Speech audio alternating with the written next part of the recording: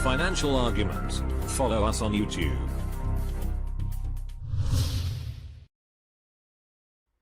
Let's get into the economic collapse financial news.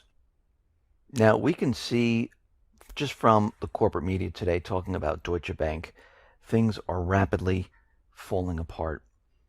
And we're starting to see that this is starting to spread. We know that Commerzbank is laying off about 9,000 or so employees.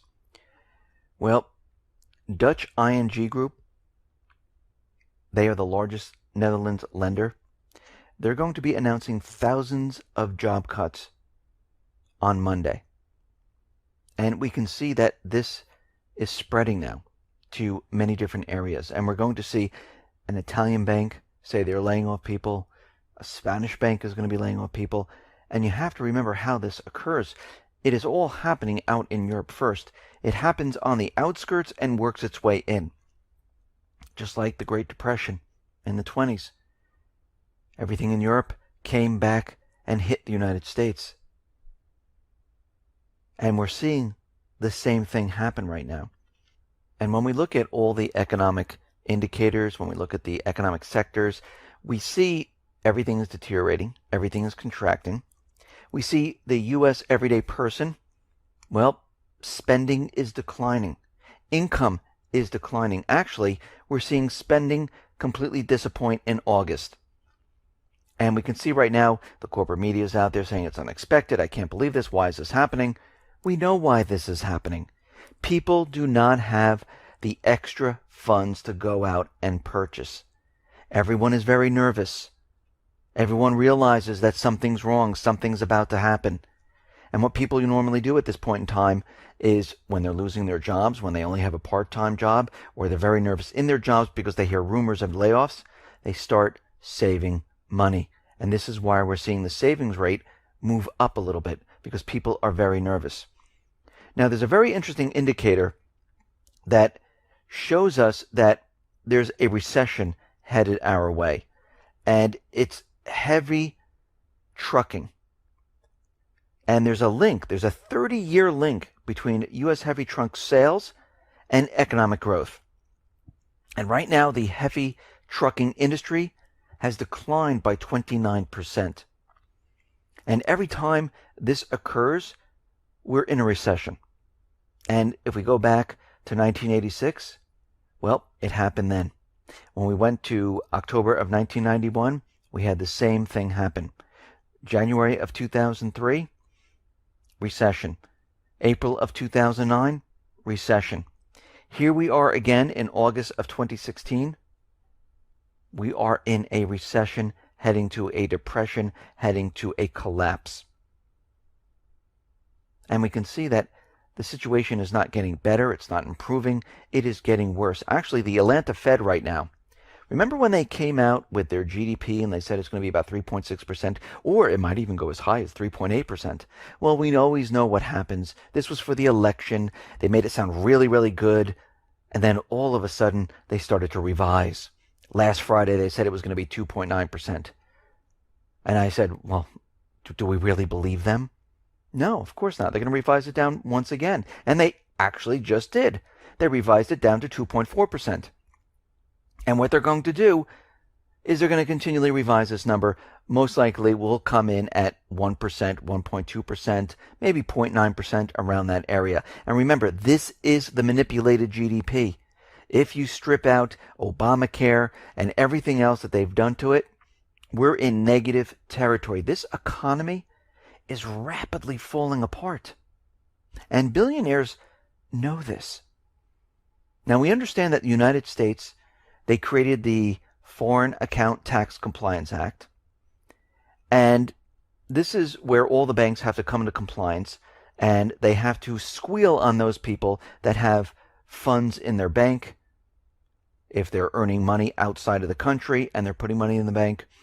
And people used to go to Switzerland because they knew that they didn't have to worry about Switzerland squealing. Well, they made the deal with the United States, and guess what? They tell the United States who has what in their banking system. But as soon as the United States government put the Foreign Account Tax Compliance Act, FATCA, into power, we see that billionaires said, we're just not going to use the banking system. What's the point anyhow with 0% or negative interest rates? You know what we'll do? Well, the Swiss have secret military bunkers, and billionaires, they're filling them with gold and cash outside of the banking system. Because these private vaults, they are not subject to the FATCA laws. It's outside of the banking system.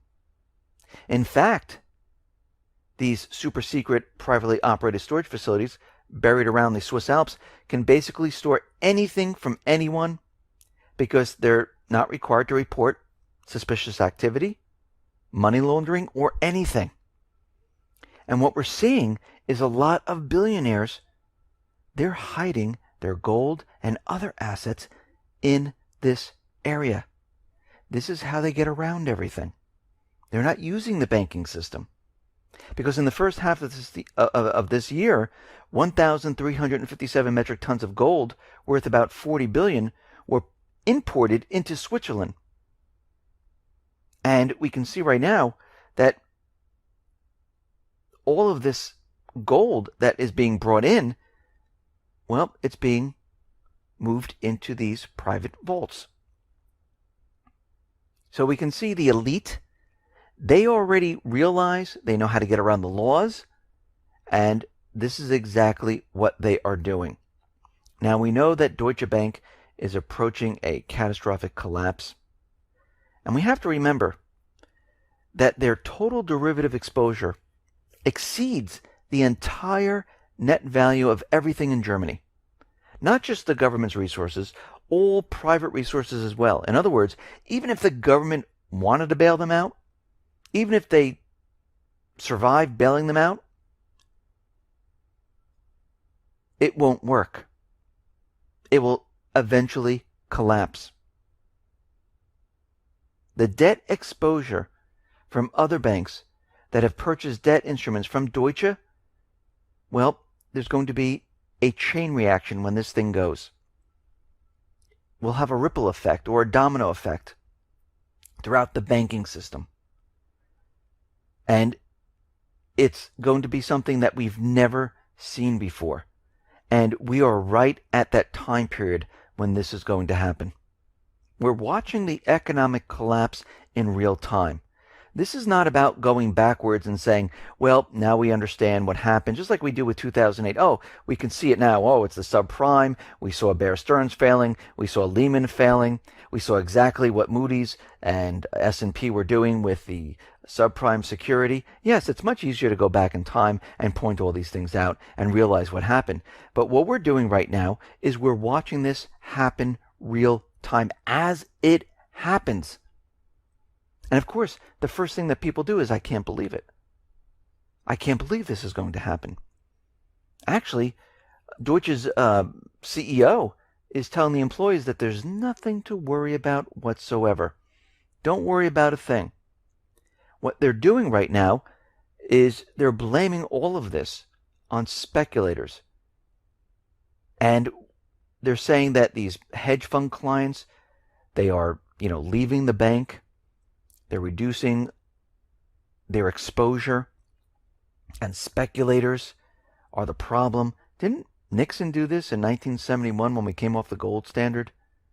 They always like to use speculators.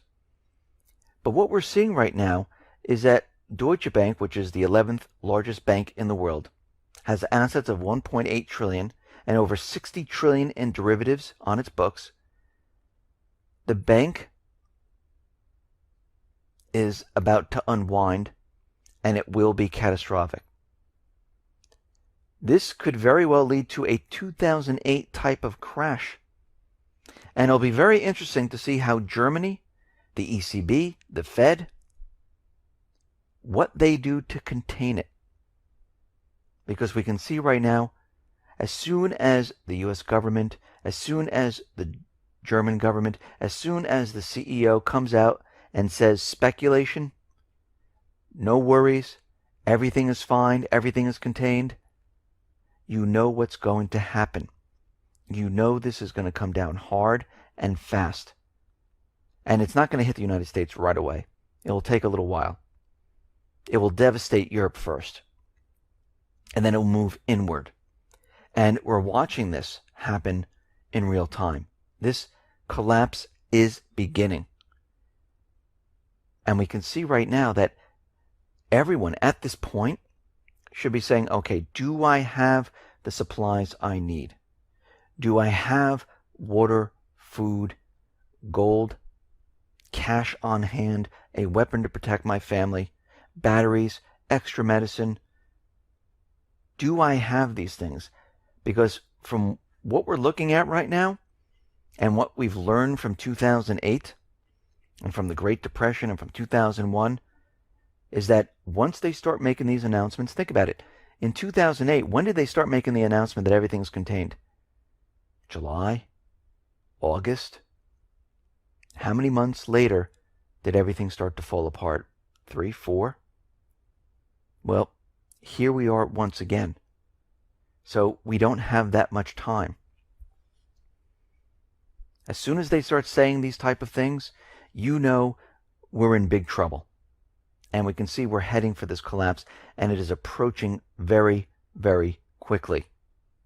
And I can see right now they're going to try many extraordinary things, but eventually what's going to happen is something's going to go completely wrong, and it will start. Now, this is only going to be the first phase.